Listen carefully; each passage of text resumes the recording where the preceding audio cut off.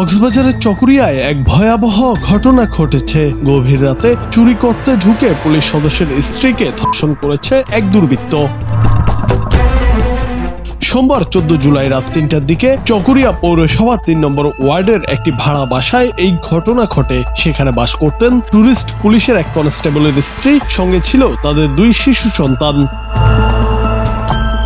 Police জানায়, গভীর রাতে এক অজ্ঞাত যুবক ধারালো দা ও টর্চলাইট হাতে রান্নাঘরের জানালা দিয়ে বাসায় ঢুকে পড়ে। ঢুকেই ভয়ভীতি দেখিয়ে 2টি মোবাইল ফোন ও কিছু টাকা ছিনিয়ে নেয়। এরপর রান্নাঘরে নিয়ে জোরপূর্বক কনস্টেবলের স্ত্রীকে ধর্ষণ করে।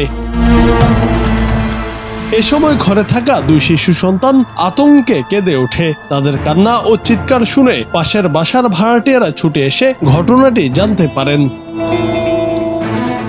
পরে পুলিশ সদস্য নিজ কর্মস্থল থেকে ফিরে এসে স্ত্রীকে নিয়ে থানায় যান এবং পরদিন সকালে চকরিয়া থানায় নারী ও শিশু নির্যাতন, ধর্ষণ, চুরি ও ভয়ভীতি প্রদর্শনের অভিযোগে মামলা করেন। চকরিয়া থানার ওসি শফিকুল ইসলাম বলেন, অভিযোগ পাওয়ার পরই তদন্ত শুরু হয়েছে। অভিযুক্তকে শনাক্ত ও গ্রেফতারে পুলিশের একাধিক টিম মাঠে কাজ করছে। জুনায়েদ আহমেদ, বাংলা টিভি।